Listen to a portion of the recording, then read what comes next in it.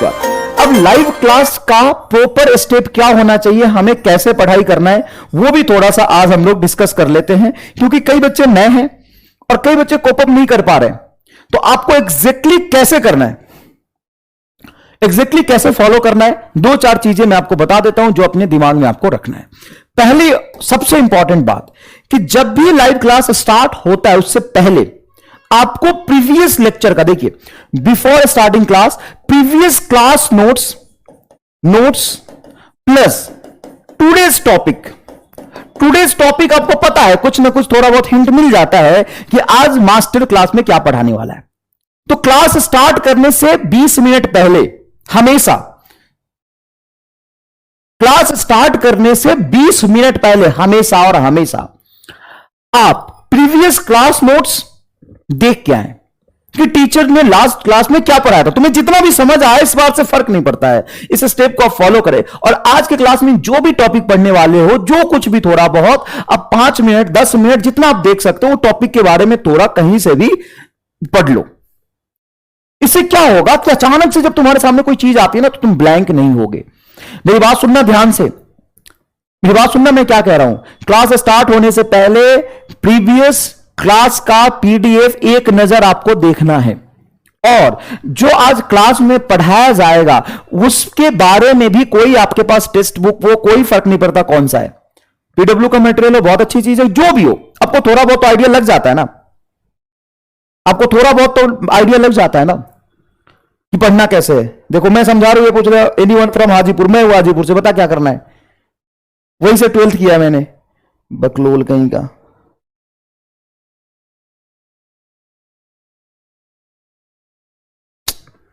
जो कह रहा हूं वो ध्यान से सुनो पहले। तो 10-20 मिनट में आपको थोड़ा सा रिवाइज करना है, ठीक है।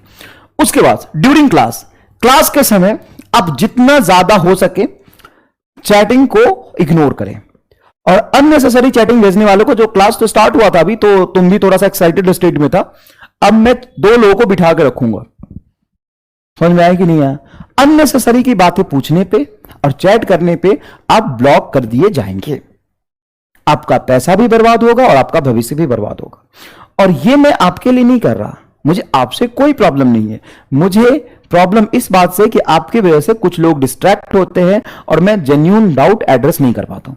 तो आपको जितना हो सके चैट इग्नोर करना है। मैं कल से बिठा दूंगा 2 लोगों को, अननेसेसरी की बात करने पे मैं आपको ब्लॉक करवा दूंगा। अननेसेसरी की बात मतलब तुम ये भी नहीं है हेलो भी नहीं कर सकते, तुम ये भी नहीं पूछ सकते सर कैसे हो आप ये भी नहीं पूछ सकते एनीवन फ्रॉम महाराष्ट्र, ये भी नहीं पूछ सकते। ये बोलने पे भी मैं ब्लॉक करवा दूंगा।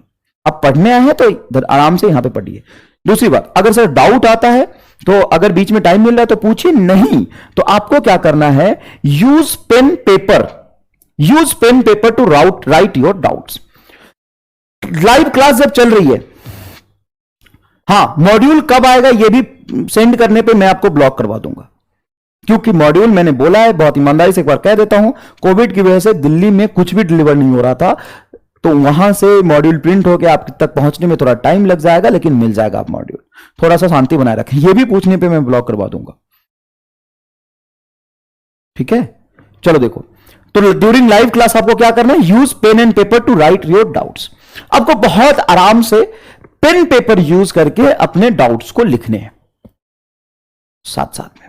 सर ये पूछेंगे कब, फिर आप उसको टेलीग्राम पे पोस्ट करेंगे, और फिर मैं उसको क्लास में जो बहुत मेजॉरिटी में कॉमन डाउट्स होगा उसको मैं टेलीग्राम पे और क्लास में डिस्कस करूंगा। नेक्स्ट लेक्चर में मैं वो सारे डाउट एड्रेस करूंगा, मैं आपसे बोल रहा हूं वो सारे डाउट एड्रेस करूंगा जो आपको लाइव क्लास में आया था, क्योंकि टीचर का ध्यान पढ़ाने पे होता है।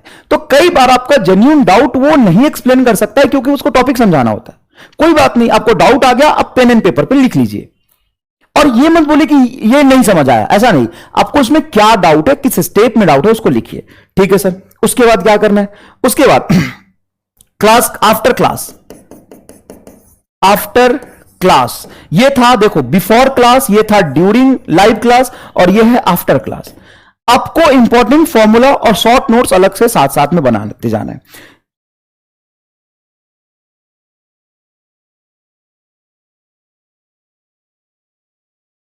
ठीक है, आपको क्या करना है, कि short notes and important formula का लिस्ट साथ साथ में बनाना है।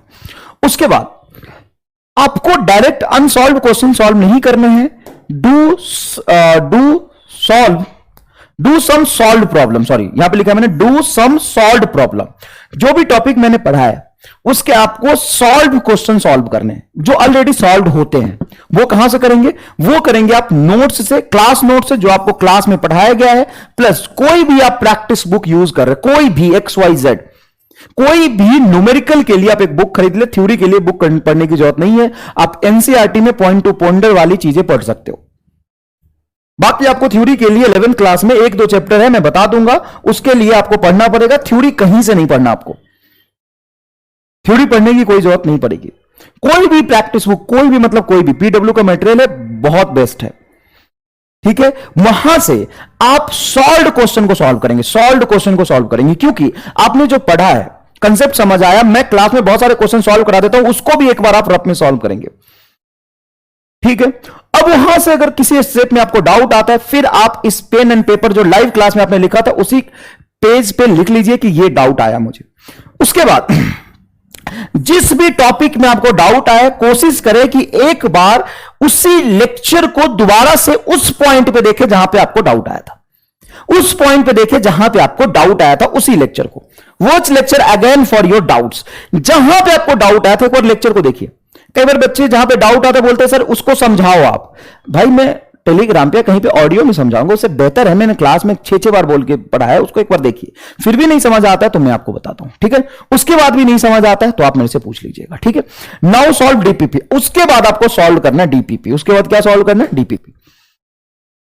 एंड लास्ट स्टेप, सारे डाउट्स जो भी आपको आए हैं, पोस्ट योर डाउट्स। लास्ट में आप डाउट पोस्ट करेंगे, लेकिन सिर्फ एक बार देखने के बाद आप डाउट पोस्ट नहीं करेंगे, लेक्चर को दोबारा देखेंगे। फटाफट मैं बता दूं आपको क्या करना है। ये कुछ स्टेप लिखे हैं जो आपको फॉलो करना चाहिए लेक्चर को देखने से पहले, ठीक है।